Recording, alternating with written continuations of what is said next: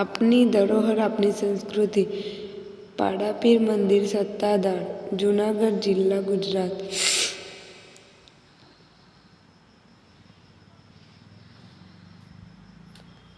પશુમાંથી પીરાયની પદવીએ પૂજાતા સત્તાધાર ધામના પાડાપીર.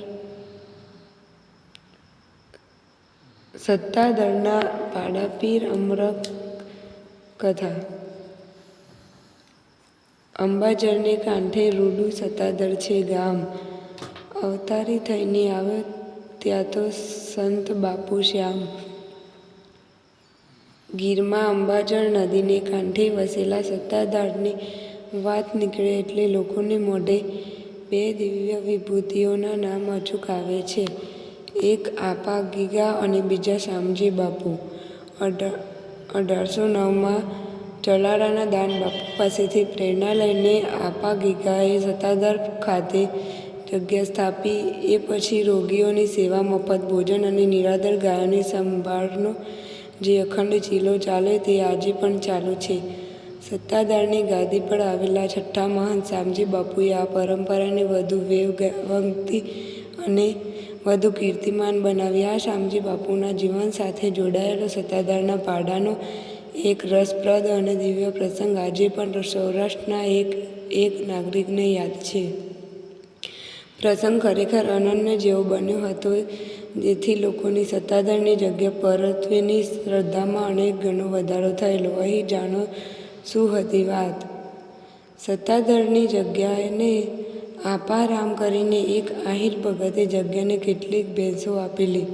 તેમાં ભોજ નામની એક ભેંસ હતી. જે ભોજ ભેંસ જે દેવતાએ ભેંસ હતી કે જેનું દૂધ મંદિરે ચરણામૃતમાં ધરાવવામાં પણ આવતું હતું. આ ભોજ ભેંસના તમામ પાડી પાડાઓને જીવની જેમ જ જાળવવામાં આવતા હતા અને કદી કોઈને દેવાના જ નહીં, અને જો દેવાના તો મફતમાં જ દેવાતા હતા. ને જેને ઈશ્વરીય શ્રદ્ધા હોય એ મેળવવાનો પ્રયત્ન કરતા. મોટે ભાગે તો કોઈને પાડો કે પાડી દેવામાં જ આવતા નહીં. એવામાં એક દિવસ બપોરે કુંડલા પાસેના નેસડી ગામેથી કેટલાક લોકો આવ્યા અને શામજી બાપુ પાસે માગણી મૂકી કે અમારા ગામમાં એક સારા પાડાની જરૂર છે. જો સારો પાડો હોય તો એની ઓલાદ સારી થાય, નહીં તો અમને આ પાડો આપો. શામજી બાપુ કહે, ભાઈઓ, તમારી વાત સાચી, પણ અમારી પાસે હાલમાં કોઈ પાડો દેવાય તેમ નથી, અને જે છે એ તો અમારા ખાડુમાં જોઈએ. પેલા કહે, આ રહ્યો ભોજનો મસ્ત પાડો, ને તમે કેમ આમ મોડો ઉત્તર આપો છો? બાપુ કહે, અરે ભાઈઓ, એ તો અમારી દેવતાએ ભેંસ ભોજનો પાડો છે, અને એની ઓલાદને અમે જગ્યા બહાર પણ ક્યાંક કાઢતા નથી. જેને તમે ભલે પાડો કહો, પણ અમે એને પાડો ગણતા નથી હો. એ તો અમારા પૂર્વજોની મર્યાદાને સાચનો પુરાવો છે. પણ સામેવાળા એની લૂલી જીભે હજાર જાતના સામસામા સવાલ કરે છે. તો ભોળા અને દળિયા દિવાળના શામજી બાપુ તો મૂંઝાયા કે આ લોકોએ ભારે કરી હો. પેલા તો વધુ ને વધુ બોલે છે કે બાપુ, આ પાડો ન આપવો હોય તો કાંઈ વાંધો નહીં, પણ આમ બહાના ન બતાવો. આખરે શામજી બાપુ કહે, લ્યો તો પાડો આપું, પણ અમારી એક શરત રહેશે, અને એ શરત નહીં પાળો તો આ દેવળવાળો તમારા લેખા જોખા કરશે. નેસડીના આગેવાનો તો સહમત થઈ ગયા કે બાપુ, આપણા વેણનો બ્રહ્માના વેણ ગણીને જ અમે પાળશું. બોલો બાપુ, બીજી શું શરત છે?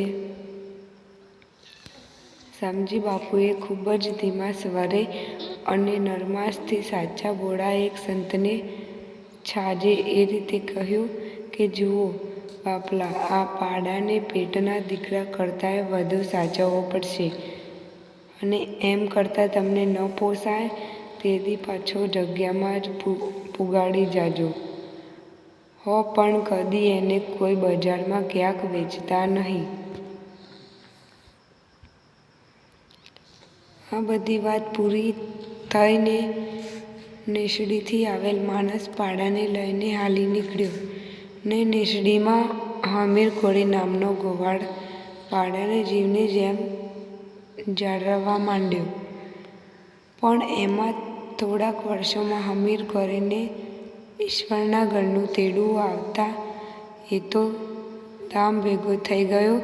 તે પછી એની ગળવારીને આ કડાકૂટ ન ગમી કે રામ જાણે કશું જોયા જાણ્યા વિના જ કુંડલાના મતવા બચુભાઈને ₹1500 વેચી દીધો કે આ પાડાને મારા હમીરા વિના કોણ એ રીતે સાચવી જાણે. એના કરતાં પાડાને જોવો પણ નહીં અને હમીરની યાદ પણ ન આવે.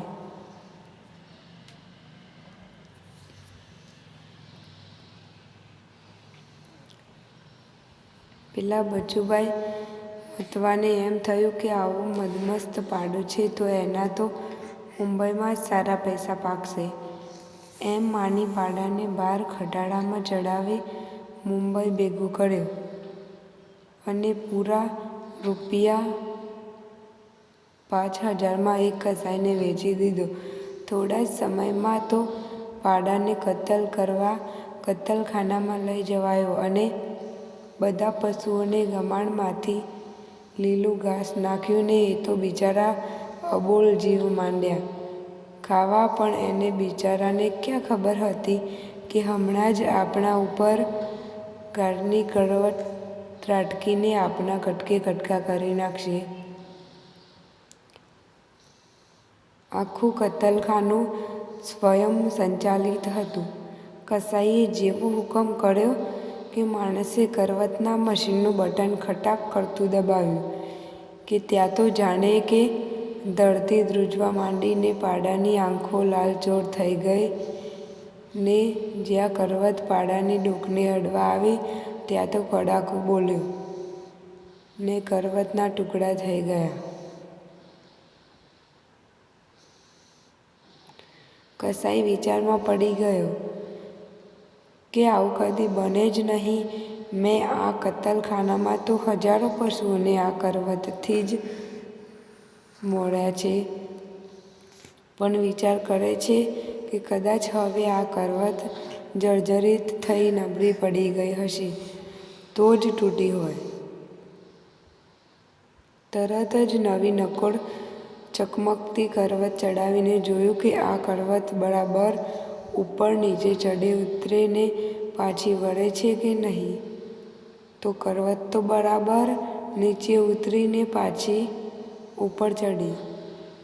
કસાઈને થયું હવે બરાબર છે ને જેવું બટન દબાવ્યું ત્યાં તો ખટાક દઈને અવાજ આવ્યો ને કરવત પાછી તૂટી ગઈ અને એના કટકાઓ એવી રીતે ઉડ્યા કે કસાઈના જ પગ કપાઈ ગયા. થોડી જ વારમાં કસાઈના પરિવારજનો આવી ગયા અને એને દવાખાને દાખલ કરી દીધો.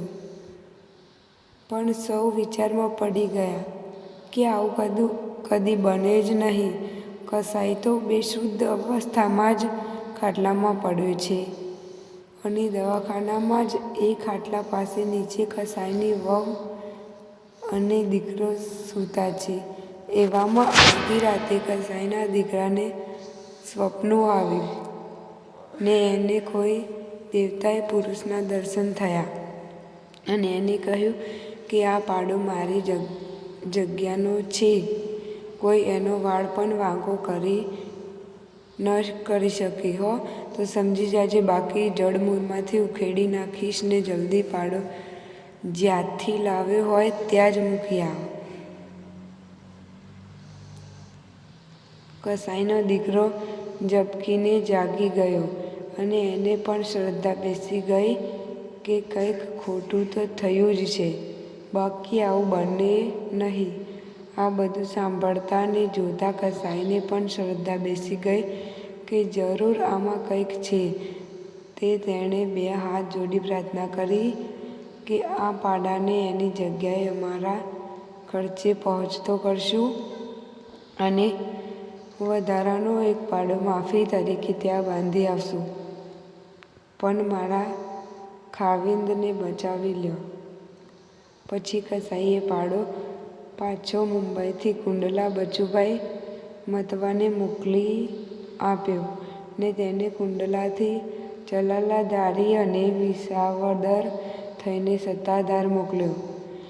પણ આ સમાચાર અખબારોમાં ફેલાઈ જતા ગામે ગામ લોકોએ પાડાને ફૂલહાર કર્યા ને પાડાનું ભવ્યાતિભવ સ્વાગત કર્યું અને એ સત્તાધારમાં પાડાપીર તરીકે પછી ઓળખાવા લાગ્યો.